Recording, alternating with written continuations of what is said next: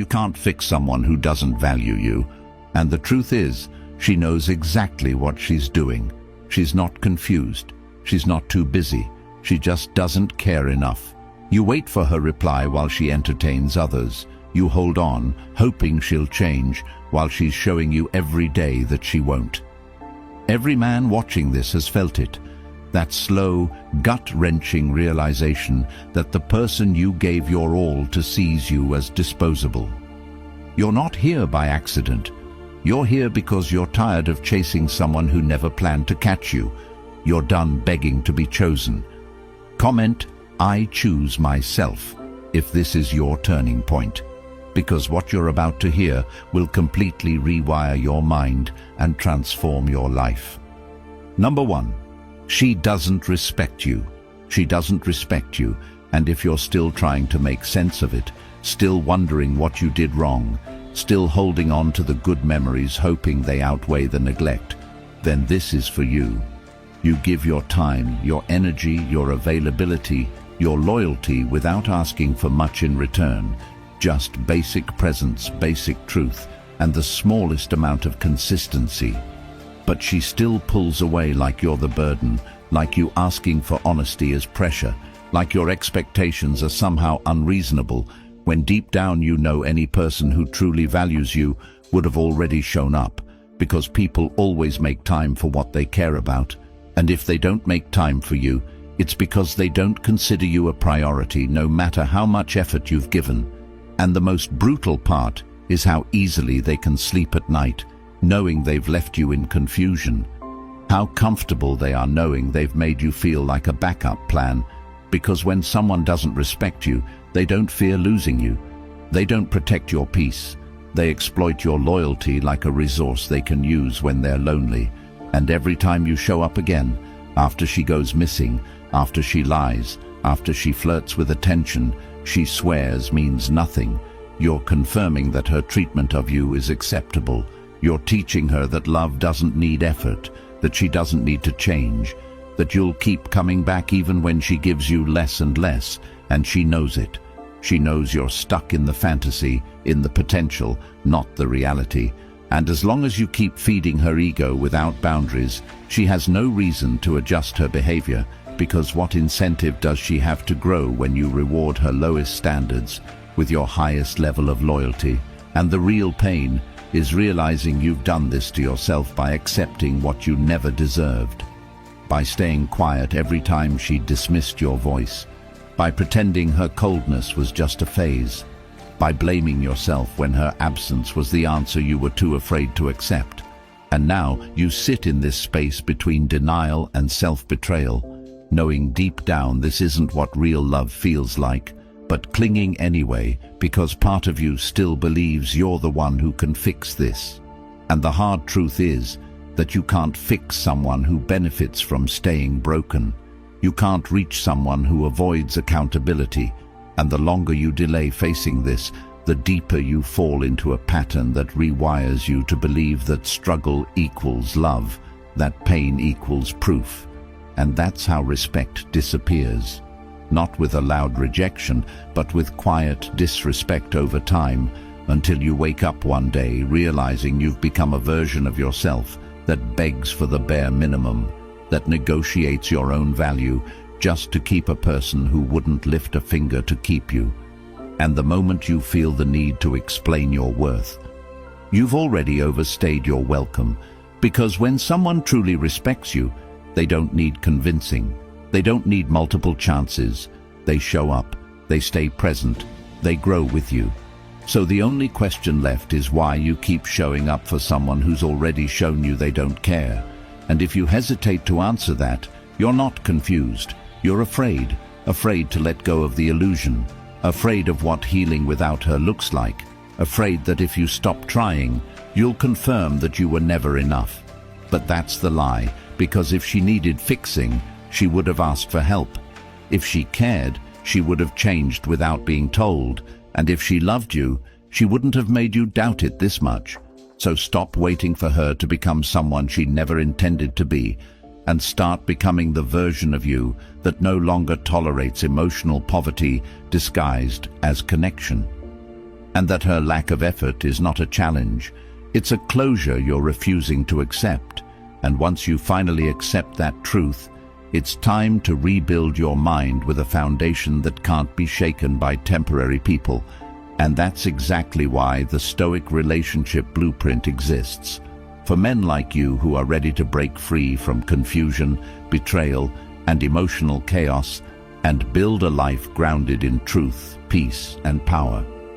This isn't just another book. It's a manual built on timeless Stoic principles that speak directly to your situation, designed to shift your mindset instantly and permanently. And now, it's available in audiobook form, so you can carry it with you. Listen while walking, jogging, driving, or just breathing fresh air, because growth shouldn't wait. This life-changing wisdom is yours forever. Whenever life shakes you, whenever you feel yourself slipping, you'll have the voice and guidance of this book in your corner, always. The link is in the comments. Number 2. Stop hoping she'll change. Stop hoping she'll change. Because the longer you hold on to the illusion that her silence is temporary, that her coldness has a hidden warmth, that one day she'll wake up and appreciate everything you've done, the longer you trap yourself in a prison made from your own expectations. You sit there waiting for signs, reading into emojis, reinterpreting messages, assuming her indifference is secretly pain, that she's pushing you away because she cares too much, when in truth, she's already moved on in her mind, and your heart is the only one still pretending this relationship is alive. But the evidence is in her behavior, because when someone wants to grow with you, they don't leave you begging for basics. They don't make you earn conversations. They don't only show affection when they feel you pulling back, and yet you stay, feeding her detachment with your commitment, telling yourself she just needs time, when time is exactly what she's been given and has done nothing with. And the sad reality is that her comfort with your pain isn't a sign she's struggling. It's a sign she's not invested, because people don't ignore what matters to them. They don't neglect who they fear losing. And if she really cared, you wouldn't be confused right now. You wouldn't be questioning every word, every delay, every half-effort response. And every time you give her another chance, every time you lower your standards in the name of love, you give her more permission to stay exactly the same, because why would she grow when she's already rewarded for minimal effort? When she knows you'll always be there, when she sees you trying harder the colder she becomes. And the truth you're avoiding is that she's not working on herself. She's just working on keeping you emotionally hooked long enough to not feel guilty when she finally walks away. And by the time you realize it, you're already months deep into conversations that go nowhere, into apologies that lead to nothing changing, into cycles that always end with you apologizing for caring too much. And it's not that she's incapable of change, it's that she doesn't want to change for you. She doesn't see you as the reason to become better, because if she did, you wouldn't be sitting here right now watching a video trying to decode behavior that already decoded itself through absence, inconsistency, and lack of effort. And if you're thinking, maybe it's just timing, maybe she needs healing, maybe she's never known love like yours, ask yourself how many times you've used that same excuse to justify what no one else would tolerate. And at what point does your patience become self-betrayal? At what point does waiting turn into willful denial of your own worth? Because every day you stay hoping she'll change is another day you don't. Another day you shrink to make her feel comfortable. Another day you build your identity around someone who treats your heart like it's temporary, and you might think detaching means giving up. But the truth is, it's the most powerful thing you can do, because it's the moment you stop handing your peace to someone who never knew what to do with it, and you start showing yourself what it looks like to love with boundaries, to walk away from inconsistency, to reject confusion disguised as connection. And it starts with choosing clarity over chaos, choosing space over second-guessing, choosing freedom over fantasy, not because you stopped caring, but because you started caring about yourself more than the version of her you built in your head. And when you stop hoping she'll change, you make room for your own transformation, for your discipline to rise, for your self-respect to re-enter the room, for your standards to be something you live by, not something you compromise every time she gives you breadcrumbs. Number 3, break the mental trap. What's keeping you stuck is not her rejection, but the lies you keep telling yourself to justify staying attached to someone who has already let go of you in every way that matters. You sit there replaying every moment, every text, every conversation, trying to find where it went wrong, thinking maybe you were too available, too vulnerable, too eager to care, when in truth it was never about your effort. It was about the fact that your presence was never truly appreciated. And instead of seeing that clearly, you started turning her lack of interest into a challenge, something you had to earn, as if love is a reward for endurance. And that's how the trap begins. Not because she told you you weren't enough, but because she showed you just enough attention to keep you guessing, to keep you hooked on possibility, while withholding everything meaningful.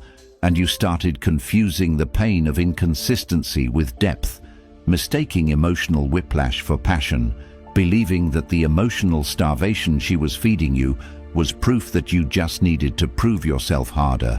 And the longer you stay in that mindset, the more you convince yourself that her approval means something about your worth. And without realizing it, you place her validation above your own peace, your own time, your own values, until one day you don't recognize who you are anymore, because everything about you is built around trying to win the attention of someone who stopped being emotionally present long ago. And you keep hoping if you stay loyal enough, patient enough, silent enough, she'll come around, but she doesn't.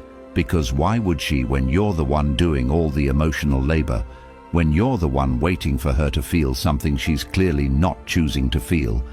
And in that space, you begin to betray yourself, little by little, saying things like, maybe she's just not ready.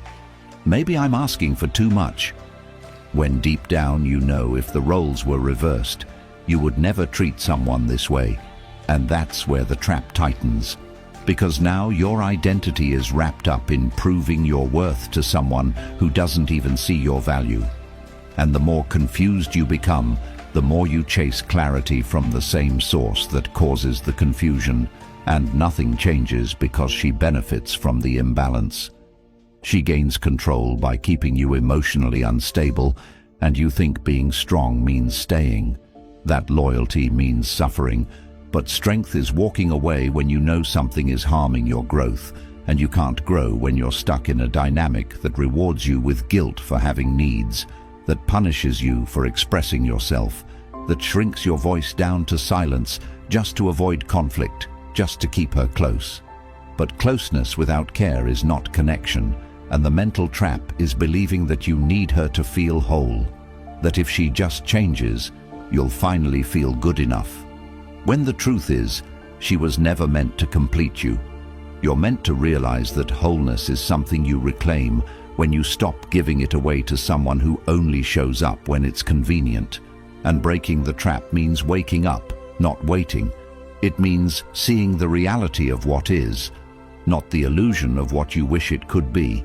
It means asking yourself why you keep giving chances to someone who doesn't respect your effort, who doesn't reciprocate your energy, who doesn't protect your peace. And when you ask those questions honestly, you start to see that this isn't love. It's emotional addiction, and the withdrawal is brutal because it forces you to face everything you were avoiding, the silence, the self-reflection, the loneliness. But that's where your power is, in learning to be okay without someone who used their presence like a weapon and their absence like a punishment. And from that pain comes clarity. Because once you see the cycle for what it is, you realize you're not weak. You were conditioned to think that caring meant enduring, that loving meant tolerating pain. And when you reject that lie, you begin to build a life where your energy is protected, your standards are enforced, and your love is given to those who don't make you doubt it. And it all starts with breaking the trap, with letting go of the illusion, with facing the truth that if she wanted to change, she would have already, and that her lack of effort is not a challenge. It's a closure you're refusing to accept. Number 4, cut her off completely. Cut her off completely, because half measures don't work when healing from someone who used your emotions like a game and your patience like a test you never volunteered for. You think keeping a line of communication open is harmless. That checking in once in a while, keeping her on your social media, leaving the door slightly ajar just in case she wakes up one day and regrets losing you, is wise or mature or noble. But what you're really doing is setting yourself up to get dragged back into the same cycle that already drained you, confused you, and made you question your value. And you know it because every time her name pops up on your screen, your chest tightens not with joy but with dread, the kind of dread that comes from knowing what she represents. The relapse, the false hope, the version of you that you're trying to leave behind, the version that keeps letting someone back in just because you're scared to fully let go.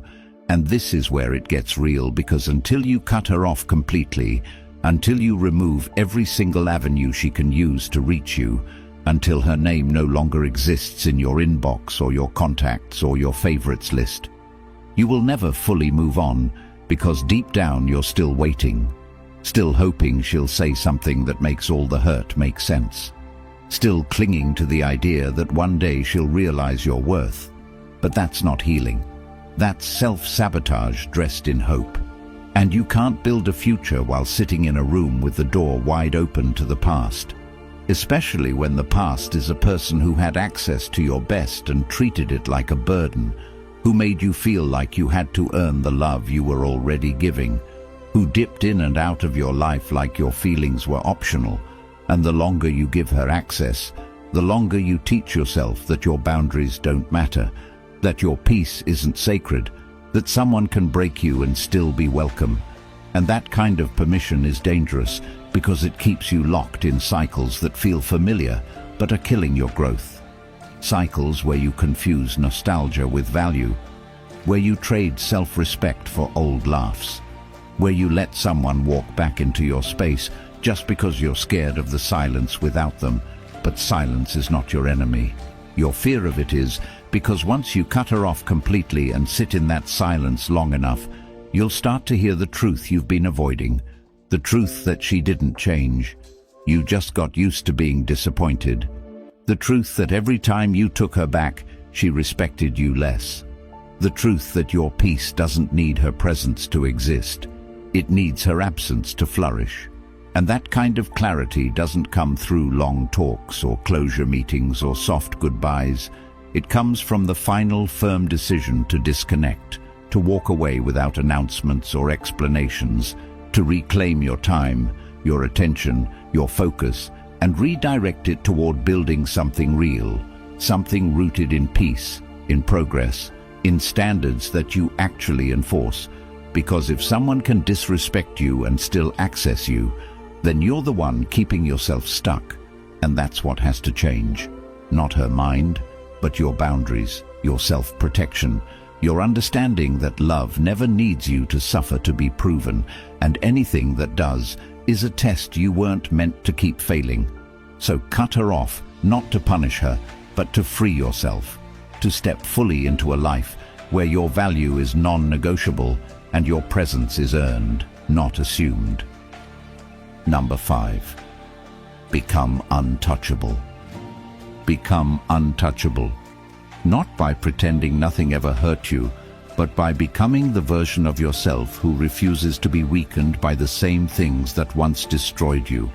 You become untouchable when you stop explaining your value, when you stop needing someone to validate the effort you already gave, when you stop waiting for the apology that's never coming, and instead of replaying the past, you rewrite your present by living every day with precision, with purpose, with the mindset that everything you went through wasn't meant to break you, but to build a version of you that doesn't beg, doesn't chase, doesn't try to convince someone to see what they chose to ignore. And you realize that your time is your currency, and where you spend it defines your worth. And when you spend it on people who make you feel replaceable, your value drops, not because you're less, but because you're acting like you are. And the moment you reclaim that time and invest it in yourself, in your mind, your body, your goals, you begin the process of becoming untouchable, not by becoming emotionless, but by mastering your emotions, by no longer reacting to every trigger, by no longer attaching to every opportunity, by no longer fantasizing about who people could be, and instead judging them by who they consistently show themselves to be. And when you make that shift, your energy changes, your posture changes, your standards rise, not because you're trying to be hard, but because you're tired of being handled like you're soft. And now you walk differently, think differently, decide differently, because the old version of you tolerated things that the new you wouldn't even entertain. And untouchable doesn't mean arrogant. It means unavailable for disrespect, unavailable for indecision, unavailable for relationships where your value is constantly negotiated. And you get there by cutting off what weakens you, by removing distractions, by mastering habits, by surrounding yourself with people who build, not drain, people who challenge, not compete. And you get there by understanding that peace is not something you find in another person. It's something you build by subtracting everything that disrupts it, and that includes her, especially if she was the reason you started questioning who you are, because once you rebuild the connection with yourself, once you rediscover what it feels like to wake up and not feel emotionally tethered to someone who didn't deserve your depth, you reach a level of self-trust that's louder than any compliment, any like, any temporary attention from someone who doesn't intend to stay. And at that point, people can't manipulate you with silence. They can't control you with breadcrumbs.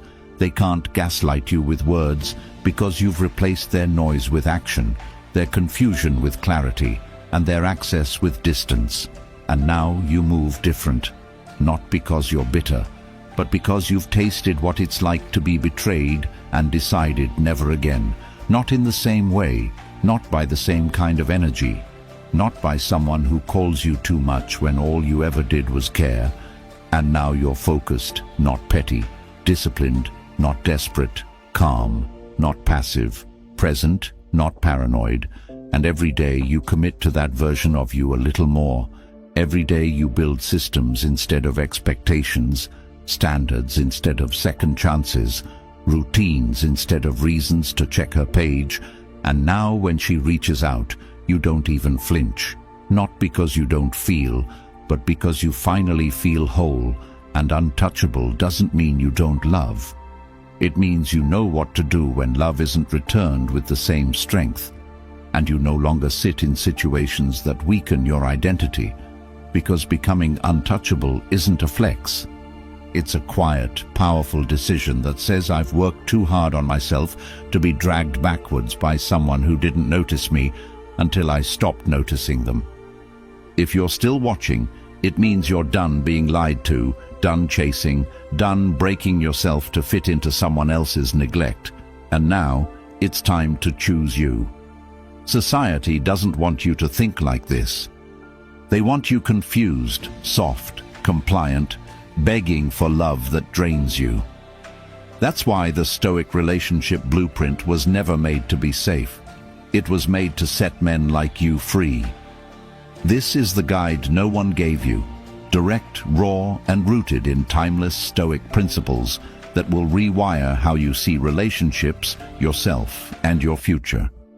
It's now available in audiobook form, so you can take it with you. Listen while walking or working out. You own it forever, and every time life tries to pull you back, you'll have something real to stand on. Comment, "I choose power," if you're ready to grab it now. The link is in the comments. Like the video, subscribe. Help more men find these truths before they waste another year begging to be chosen.